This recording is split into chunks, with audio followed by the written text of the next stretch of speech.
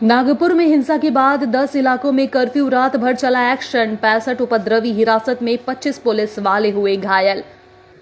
इस बीच महाराष्ट्र के नागपुर से आपको खबर दिखाते हैं। औरंगजेब की कब्र को लेकर हुए विवाद ने सोमवार को हिंसक रूप ले लिया। महाराष्ट्र के नागपुर के महाल में सोमवार रात को दो गुटों के बीच विवाद के बाद हिंसा भड़क गई थी।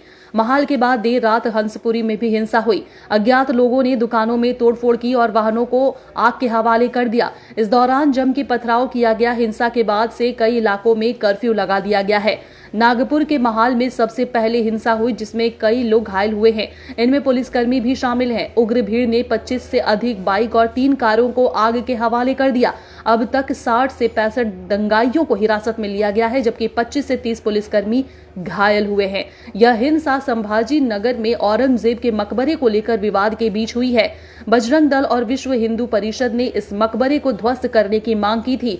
दोनों समूहों ने सोमवार सुबह नागपुर में भी प्रदर्शन किया था। इसके कुछ ही घंटों बाद हिंसा भड़क उठी। सबसे पहले सोमवार शाम महाल इलाके के चिटनिस पार्क के पास शाम 7:30 बजे हिंसा भड़की। उपद्रवियों ने पुलिस पर पथराव शुरू किया। पुलिस ने बताया है कि हिंसा से सबसे ज्यादा प्रभावी यही इलाका है। यहाँ उपद्रवियों ने कुछ गाड़ियों में आग लगा दी। कुछ लोगों के घरों पर पत्थर भी फेंके गए। इसके बाद रात 10:30 बजे से 11:30 बजे के बीच ओल्ड भंडारा रोड के पास हंसपुरी इलाके में एक और झड़प शुरू हुई। भीड़ ने कई गाड़ियों को यहाँ पे जला दिया। इस बीच नागपुर पुलिस का कहना है कि अफवाहों की वजह से झड़प हुई है। नागपुर पुलिस के डीसीपी ट्रैफिक अर्शित चांडक ने बताया है कि घटना गलतफहमी की वजह से हुई है, लेकिन स्थिति अब नियंत्रण में है। पत्थरबाजी हो रही थी, इसलिए हमने बल का प्रयोग किया और आंसू गैस के गोले का भी इस्तेमाल किया।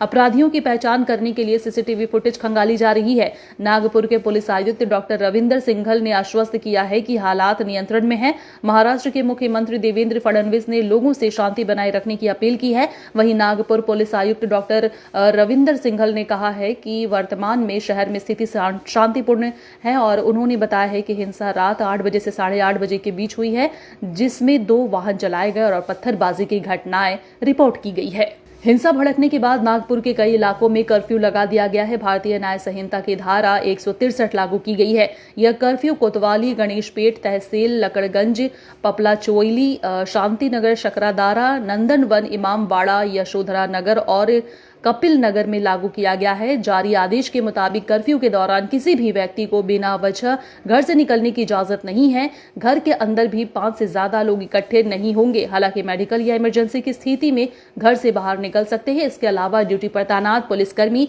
सरकारी कर्मचारी, एग्जाम देने वाले छात्र, फायर ब्रिगेड और एसेंशियल सर्विसेज से जुड़े हुए लोगों पर कर्फ्यू लागू नहीं होगा।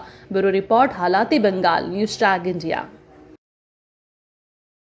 महल इलाके में जिस प्रकार से तनाव की स्थिति निर्माण हुई, ये बहुत ही निंदनीय है।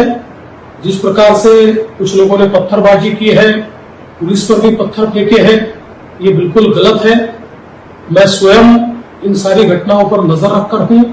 मैंने पुलिस कमिश्नर को ये कहा है कि कानून व्यवस्था बनाने के लिए जो भी कड़े से कड़े कदम उठाने की आवश्यकता हो उठाए जाए और शांति को बनाया जाए। अगर कोई दंगा करता है, कोई पुलिस पर पत्थर फेंकता है, कोई समाज में तनाव निर्माण करता है, तो ऐसे सभी लोगों के ऊपर कड़ी से कड़ी कार्रवाई की जाए।